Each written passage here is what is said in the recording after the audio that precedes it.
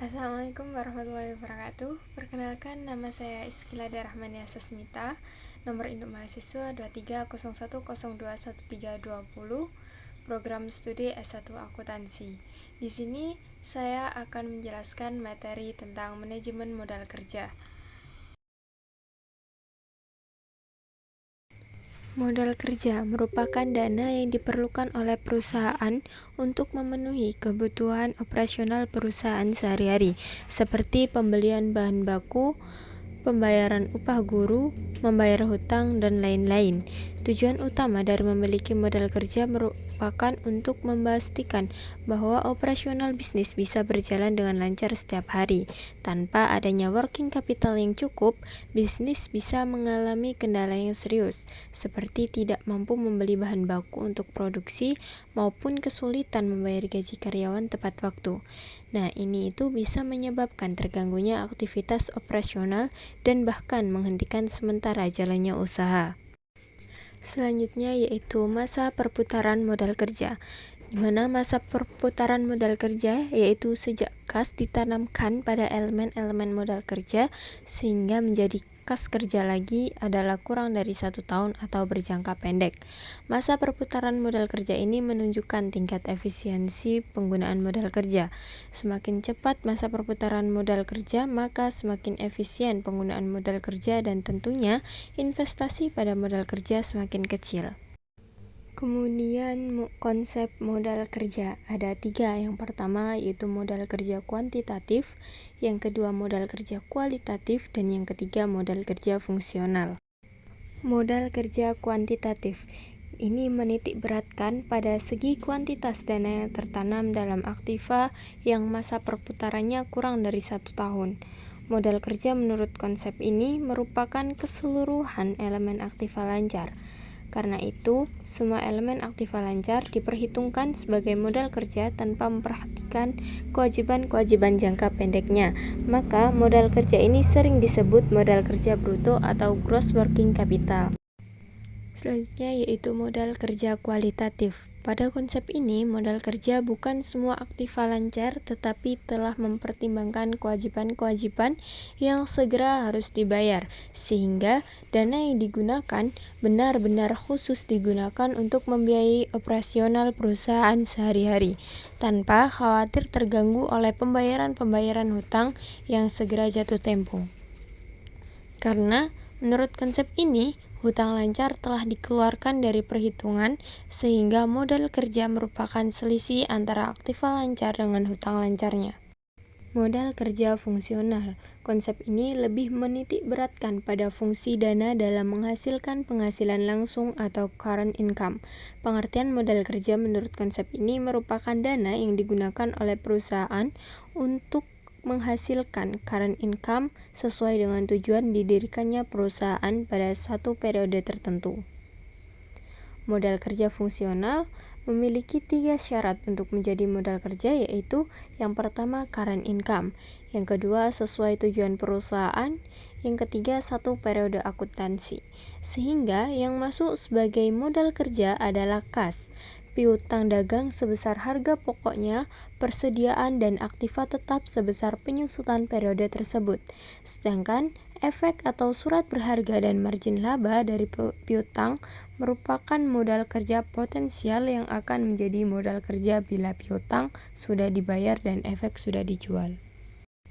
Di sini ada contoh modal kerja fungsional di aktiva lancar, yaitu kas senilai 15 juta, efek senilai 50 juta, piutang dagang senilai 75 juta, dan persediaan barang senilai 120 juta. Jadi, total aktiva lancarnya senilai 260 juta. Kemudian aktiva tetapnya ada tanah senilai 150 juta, bangunan dan gedung senilai 300 juta, mesin senilai 250 juta, dan total aktiva tetapnya senilai 700 juta rupiah. Kemudian untuk keterangan yaitu penyusutan setiap tahunnya, ada bangunan dan gedung senilai 50 juta dan mesin-mesin senilai 40 juta. Kemudian ada penjualan kredit dengan profit margin sebesar 30%. Nah, atas dasar tersebut dapat dihitung besarnya modal kerja menurut konsep fungsional.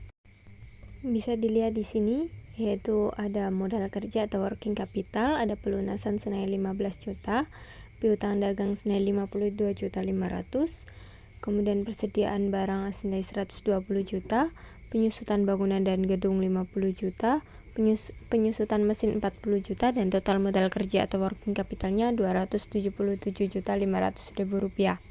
Kemudian modal kerja potensialnya atau potential working capitalnya ada efek senilai 50 juta dan margin laba 30%-nya yaitu Rp22.500.000. Jadi total dari modal kerja potensialnya ada Rp72.500.000. Kemudian ada bukan modal kerja atau non-working capital. Ada tanah senilai 150 juta, bangunan dan gedung 250 juta, dan mesin-mesin senilai 210 juta. Jadi total dari bukan modal kerja yaitu senilai Rp610 juta. Kemudian ada modal kerja permanen, merupakan modal kerja yang selalu harus ada dalam perusahaan, bisa menjalankan kegiatan dalam memenuhi kebutuhan konsumen. Modal kerja ini dibagi menjadi dua. Yang pertama ada modal kerja primer dan yang kedua modal kerja normal. Modal kerja primer ini merupakan modal kerja minimal yang harus ada dalam perusahaan tetap bisa beroperasi. Kemudian modal kerja normal ini merupakan modal kerja yang harus ada supaya perusahaan ini bisa beroperasi dengan tingkat produksi normal. Produksi normal ini merupakan kemampuan perusahaan untuk menghasilkan barang sebesar kapasitas normal perusahaan. Modal kerja variabel ini merupakan modal kerja yang jumlahnya berubah-ubah sesuai dengan kebutuhan kegiatan ataupun keadaan lain yang mempengaruhi perusahaan. Modal kerja variabel ini terdiri dari modal kerja musiman, modal kerja siklis, dan modal kerja darurat. Modal kerja musiman ini merupakan sejumlah dana yang dibutuhkan untuk mengantisipasi apabila ada fluktuasi kegiatan perusahaan. Misalnya perusahaan biskuit harus menyediakan modal kerja lebih besar pada saat musim hari raya. Kemudian modal kerja siklis ini merupakan modal kerja yang jumlah kebutuhannya dipengaruhi oleh fluktuasi. Dan yang ketiga ada modal kerja darurat, ini merupakan modal kerja yang jumlah kebutuhannya itu dipengaruhi oleh keadaan-keadaan yang terjadi di luar kemampuan perusahaan. Kemudian kebijaksanaan modal kerja. Kebijaksanaan modal kerja ini merupakan strategi yang diterapkan oleh perusahaan dalam rangka memenuhi kebutuhan modal kerja dengan berbagai alternatif sumber dana. Kebijaksanaan modal kerja ini apa yang harus diambil oleh perusahaan, tergantung dari seberapa besar manajer berani mengambil resiko. Kebijaksanaan modal kerja yang bisa diambil oleh perusahaan yang pertama yaitu ada kebijaksanaan konservatif, yang kedua kebijaksanaan moderat atau hedging, dan yang ketiga ada kebijaksanaan agresif. Kebijaksanaan konservatif ini merupakan rencana pemenuhan kebutuhan dana konservatif, merupakan rencana pemenuhan dana modal kerja yang lebih banyak menggunakan sumber dana jangka panjang dibandingkan sumber dana jangka pendek. Dalam kebijaksanaan ini, modal kerja permanen dan sebagian modal kerja variabel dipenuhi oleh sumber dana jangka panjang, sedangkan sebagian modal kerja variabel lainnya dipenuhi dengan sumber dana jangka pendek. Kebijaksanaan ini disebut konservatif atau hati-hati karena sumber dana jangka panjang mempunyai jatuh tempo yang lama, sehingga perusahaan memiliki keleluasaan dalam pelunasan kembali, yang artinya perusahaan ini mempunyai tingkat keamanan atau margin of safety yang besar. Kemudian ada kebijaksanaan moderat. Pada kebijaksanaan atau strategi pendanaan ini, perusahaan itu membiayai setiap aktiva dengan dana yang jangka waktunya kurang lebih sama dengan jangka waktu perputaran aktiva, yang artinya aktiva yang bersifat permanen yaitu aktiva tetap dan modal kerja permanen akan didanai dengan sumber dana jangka panjang, dan aktiva yang bersifat variabel atau modal kerja variabel akan didanai dengan sumber dana jangka pendek. Kebijakan ini didasarkan atas prinsip matching principle yang menyatakan bahwa jangka waktu sumber dana sebaiknya disesuaikan dengan lamanya dana tersebut diperlukan. Bila dana yang diperlukan hanya untuk jangka pendek, maka sebaiknya didanai dengan sumber dana jangka pendek. Demikian pula, kalau dana tersebut diperlukan untuk jangka panjang, maka sebaiknya didanai dengan sumber dana jangka panjang, sehingga resiko yang dihadapi banyak berupa terjadinya penyimpangan aliran kas yang diharapkan. Oleh karena itu, kesulitan yang dihadapi adalah memperkirakan jangka waktu schedule arus kas bersih dan pembayaran hutang, yang selalu terdapat unsur ketidakpastian.